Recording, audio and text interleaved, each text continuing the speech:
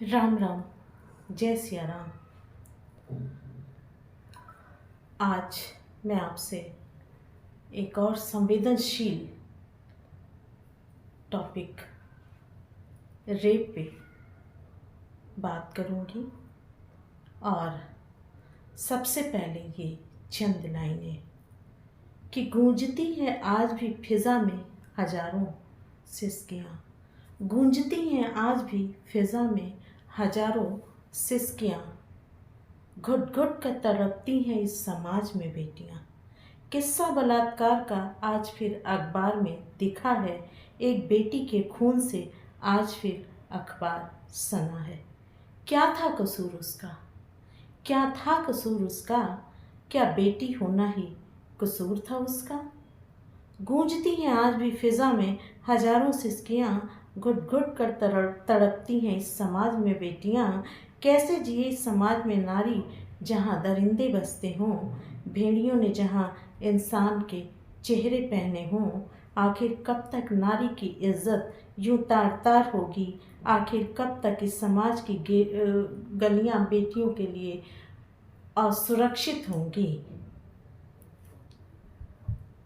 तो ये चंद लाइनें थीं भावनाओं से ओतप्रोत और आपको भी इस जघन्य अपराध से परिचित कराती। एक मिनट को किसी लड़की का, किसी महिला का, किसी युवती का बलात्कार कोई दूसरा व्यक्ति करे तो हालांकि गुनाह तो गुनाह है, लेकिन अगर उसका सगा बाप जिसकी वजह से वो इस दुनिया में आई है, अगर वही उसके साथ इस तरह का अत्याचार करे तो क्या कहेंगे। वही रिश्तों को शर्मसार करे तो क्या कहेंगे। कहते हैं पिता से बड़ा रक्षक इस दुनिया में कोई नहीं होता, और वो पिता भी क्या होते हैं जिनके लिए बेटी की अस्मत का कोई मोल नहीं होता। जिसको पैदा किया, जिसको अपना अंश देकर बड़ा किया, उसी के साथ उसने ये सबसे बड़ा जघन्य अपराध किया। मैं आपको एक बेटी की तड़प, एक बेटी के आंसू दिखाना चाहती हूँ। आइए देखते एक दिन आया जब मेरी माँ मेरी नानी के घर गई हुई थी मेरी छोटी बहन को लेकर। वो दिन भी मुझे याद है, वो समय भी मुझे याद है।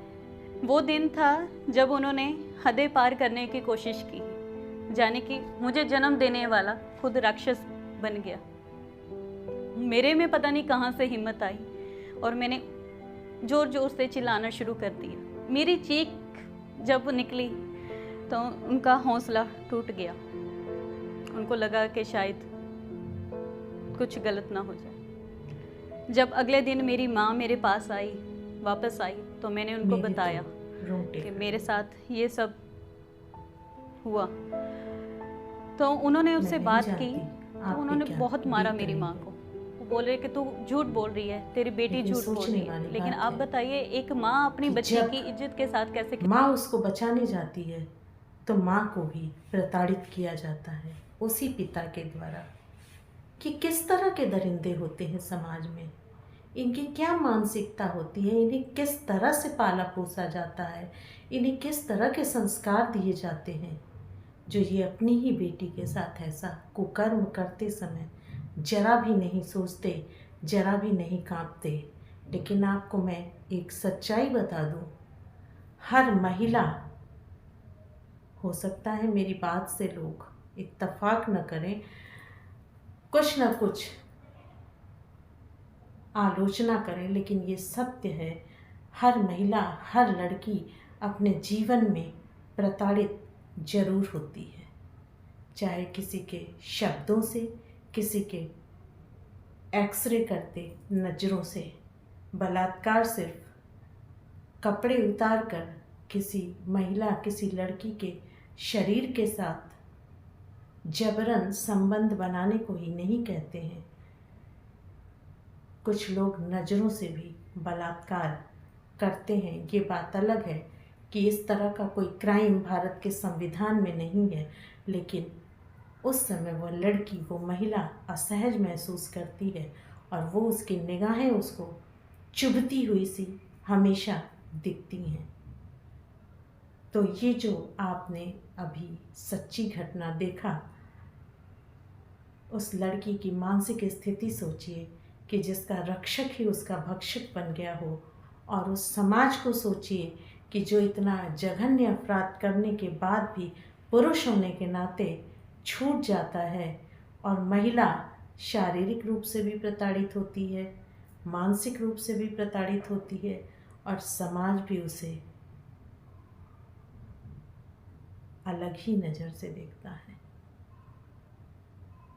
आखिर इसका इलाज क्या है? आपको कुछ समझ में आए तो ज़रूर बताइएगा कि किस तरह के डीएनए के लोग होते हैं जो उन्हें अपनी बेटी में सिर्फ शरीर दिखता है, जो उनका अंश है, जिसको पैदा करने में उनका योगदान है, जिसको बचपन से लेके बड़े होते तक अपनी नज़रों से देखा। एक मूवी आई थी मासूम, जिसमें शबाना आजमी, नसीरुद्दीन शाह और सईद जाफरी थे। सईद जाफरी का एक डायलॉग था कि ज़िंदगी का सबसे बड़ा सुख अपने बच्चों को बड़ा होते देखने में है। मैं पूछती हूँ कि इस तरह के लोगों के ज़िंदगी का सबसे बड़ा सुख क्या है? बेटी को भी जिस्म के रूप में देखना, बेटी को भी हवस पूर्ति का साधन समझना। देखिए, प्रताड़ित हुआ शरीर फिर भी एक समय के बाद चोट फूल सकता है, लेकिन प्रताड़ित मन कभी नहीं भूलता। प्रताड़ित मन घायल अवस्था में ही जीवन पर्यंत रहता है। अपने पास की सिसकियाँ सुनिए। आपके घर में अगर बच्चियाँ हैं, लड़कियाँ हैं, बहनें हैं, बहुएं हैं, तो उन पे आप नज़र रखिए कि उनके साथ कोई इस तरह का अभद्र व्यवहार तो नहीं कर रहा है। मैं पिता की ही बात नहीं कर रही हूँ। अगर आप सर्वे उठा करके देखेंगे तो रेप केस में सबसे ज़्यादा जो अपराधी होते हैं वो आपके, हमारे अपने ही होते हैं, पड़ोसी होते हैं, मित्र होते हैं, रिश्तेदार होते हैं, लेकिन ज़्यादातर होते अपने ही हैं। अपनी बच्चियों को ऐसी शिक्षा दीजिए कि वो इस तरह की निगाहों को, इस तरह के स्पर्श को नज़रअंदाज न करें। और आप भी इतनी हिम्मत रखिए, अगर आपकी बेटी, आपकी बहन आपसे कुछ कहती है इस तरह की बातें, तो उसे झिड़कने के बजाय उसको हौसला दीजिए और सच्चाई के तह तक जाइए। घायल तन फिर भी संभल सकता है, घायल मन जीवन पर्यंत घायल ही रहता है और वो अपने नैसर्गिक विकास से दूर जाता है। सोचने वाली बात है। सिसकी भी बहुत गंभीर है और इस तरह की घटनाएं भी हृदय विदारक हैं। अपने अपनों का ख्याल रखें, अपने ही बच्चों का नहीं, अपने जानने वालों पे भी नज़र रखें और समय समय पे उन्हें गुड टच, बैड टच अगर वो सीखने की उम्र में हैं तो उन्हें ज़रूर समझाएं। और एक बात उन्हें हमेशा सिखाते रहें कि किसी भी व्यक्ति की बातों में आने से पहले उसे परखो ज़रूर। तो आज के लिए इतना ही।